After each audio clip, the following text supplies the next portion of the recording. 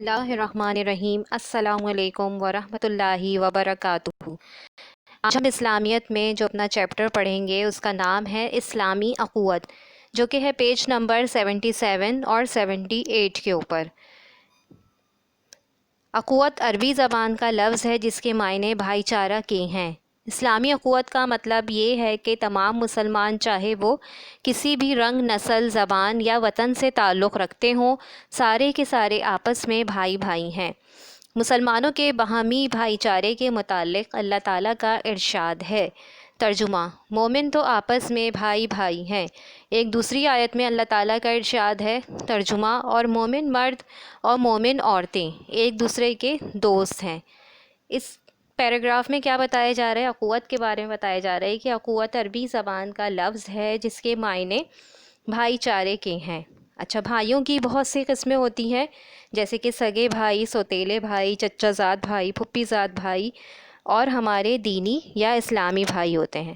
اسلام ہمیں سکھاتا ہے کہ مسلمان چاہے کسی بھی رنگ، نسل، زبان یا کسی بھی وطن سے تعلق رکھتا ہو، سب مسلمان آپس میں بھائی بھائی ہیں۔ اس کے بعد ہماری جو ہیڈنگ ہے وہ کیا ہے؟ اخوت سیرت طیبہ کی روشنی میں۔ نبی کریم صلی اللہ علیہ وآلہ وسلم کی بعثت سے قبل اہل عرب مختلف قبائل میں بٹے ہوئے تھے۔ رنگ، نسل اور قبائلی تعصب کی بنیادوں پر لڑتے رہتے تھے۔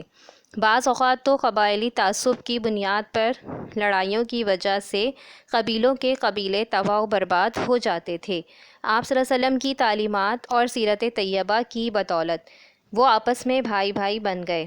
نبی اکرم صلی اللہ علیہ وآلہ وسلم جب مکہ مکرمہ سے ہجرت کر کے مدینہ منورہ تشریف لے گئے تو آپ صلی اللہ علیہ وسلم نے انصار و مہاجرین میں رشتہ اخوت قائم کیا، جس کے نتیجے میں انصار نے جس حصار و قوت کا مظاہرہ کیا، اس کی مثال دنیا کی دوسری قوموں میں نہیں ملتی۔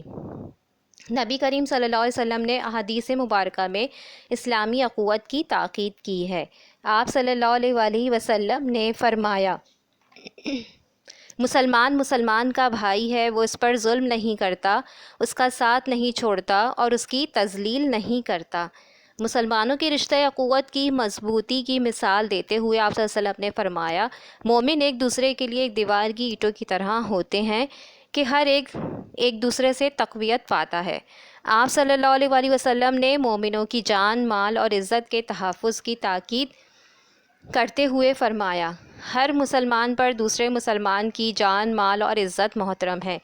حجۃ الوداع کے موقع پر نبی کریم صلی اللہ علیہ وسلم نے رشتہ اخوت سے متعلق فرمایا، اے لوگو میری بات غور سے سنو، جان لو کہ ہر مسلمان دوسرے مسلمان کا بھائی ہے۔ کسی شخص کے لیے اپنے بھائی کا مال جائز نہیں جب تک وہ اپنی مرضی سے نہ دے، اور ایک دوسرے کے ساتھ حسن سلوک رکھو۔ اسلام نے رنگ، نسل، زبان اور وطن کے امتیازات کو ختم کر کے دین اسلام کی بنیاد پر سارے مسلمانوں کو بھائی بھائی بنا دیا۔ نبی کریم صلی اللہ علیہ وآلہ وسلم نے حضرت سلمان فارسی رضی اللہ تعالیٰ عنہ کو اپنے گھر کا فرد قرار دیا۔ حضرت عمر فاروق رضی اللہ عنہ ایک آزاد کردہ غلام حضرت بلال حبشی رضی اللہ عنہ کو میرے آقا اور میرے سردار کہہ کر پکارا کرتے تھے۔ اس پورے پیراگراف میں یہ بتایا جا رہا ہے کہ نبی کریم صلی اللہ علیہ وآلہ وسلم کی آمد سے پہلے تمام قبائل جو تھے وہ بٹے ہوئے تھے، وہ ایک دوسرے کے خون کے پیاسے تھے۔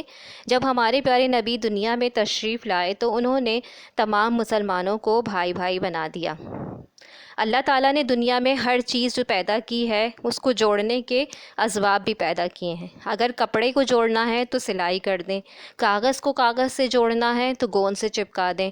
اسی طرح آپس میں اسلام نے ہمیں ایک ساتھ رہنے اور آپس میں دلوں کو جوڑنے کو بہت اچھا عمل قرار دیا ہے۔ اگر امت مسلمہ میں رشتہ اخوت مضبوط ہو جائے اور وہ لوگ آپس میں بھائی بھائی بن جائیں تو آپس میں پیار، محبت اور مدد کے جذبات پیدا ہوتے ہیں۔ آپ صلی اللہ علیہ وسلم نے انصار و مہاجرین کے درمیان جو رشتہ اخوت قائم کیا تھا اس کی مثال دنیا میں کہیں نہیں ملتی۔ ان کو آپس میں بھائی بھائی بنا دیا تھا۔ آپ صلی اللہ علیہ وسلم نے مومن کو ایک دوسرے کے لیے ایک دیوار کی اینٹوں کی طرح کہا ہے۔ جس طرح دیوار میں سے ایک اینٹ نکال دی جائے تو وہ دیوار کھڑی نہیں ہو سکتی، اسی طرح مسلمان معاشرہ جڑا ہوا ہونا چاہیے۔ اور ان کو آپس میں ایک دوسرے کا خیال رکھنا چاہیے اور آپس میں ایک دوسرے کے ساتھ محبت کے ساتھ رہنا چاہیے۔ اس کے بعد ہمارا ہے اسلامی اخوت کی اہمیت۔ اسلامی اخوت کے رشتے نے مسلمانوں میں اتحاد و اتفاق پیدا کیا۔ اسلام نے نہ صرف رشتہ اخوت کی تعلیم دی بلکہ احکام بھی ایسے دیے جو مسلمانوں کو باہم متحد و متفق رکھیں۔ مثلا مسلمانوں کو ایک ہی کلمہ دیا جو سارے پڑھتے ہیں، انہیں نماز با جماعت پڑھنے کا حکم دیا گیا، جس کی وجہ سے روزانہ 5 مرتبہ مسلمان مساجد میں اکٹھے نظر آتے ہیں۔ انہیں رمضان المبارک کے روزے رکھنے کا حکم دیا گیا جو ان میں باہمی ہمدردی و غمخواری کا احساس پیدا کرتے ہیں۔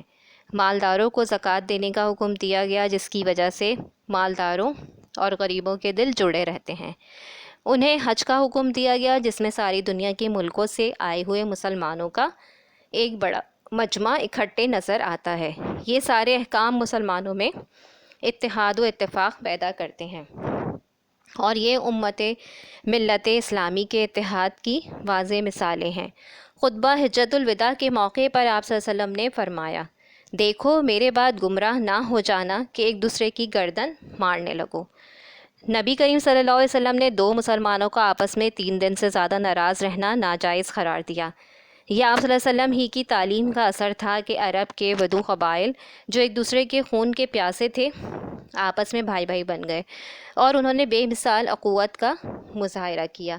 اس پیراگراف میں بتایا جا رہا ہے کہ اسلام نے ہمیں نہ صرف رشتہ اخوت کی تعلیم دی ہے بلکہ عبادات کے جو احکام دیے ہیں وہ بھی ہمیں آپس میں جوڑتے ہیں۔ ایک کلمہ جو سارے مسلمان پڑھتے ہیں، ٹھیک ہے، تمام مسلمان با جماعت مسجد میں جا کر ادا کرتے ہیں۔ روزے سے ہمارے اندر ہمدردی کا جذبہ پیدا ہوتا ہے۔ حج کے موقع پر ساری دنیا سے مسلمان آ کر جمع ہوتے ہیں۔ یہ سارے احکام اتحاد کی واضح مثالیں ہیں۔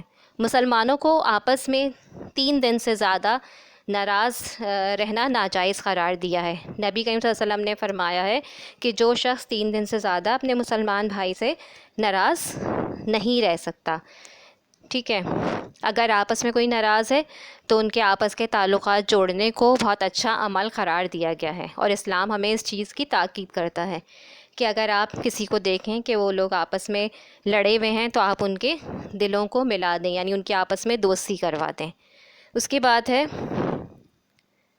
اسلامی اخوت کے فوائد۔ اسلامی اخوت مسلمانوں کے درمیان محبت، ہمدردی، خیر خواہی و ایثار کا جذبہ پیدا کرتی ہے۔ رشتہ اخوت سے دوسرے مسلمان کی عزت و تکریم ہوتی ہے۔ اس رشتے کی وجہ سے مسلمان ایک دوسرے کے دکھ سکھ میں شریک ہوتے ہیں جس سے محبت میں اضافہ ہوتا ہے۔ یعنی اسلامی اخوت کا رشتہ ایک بہت بڑی اہمیت ہے کیونکہ اس سے مسلمانوں میں محبت، ہمدردی اور ایثار کا جذبہ پیدا ہوتا ہے۔ اس رشتے کی وجہ سے مسلمان ایک دوسرے کے دکھ سکھ میں شریک ہوتے ہیں اور جس سے ہماری آپس میں محبت کا اضافہ ہوتا ہے، آپس میں محبت بڑھتی ہے۔ تو یہ اس کے فوائد ہیں۔ اپنا سب خیال رکھیں گے۔ بہت شکریہ۔ اللہ حافظ۔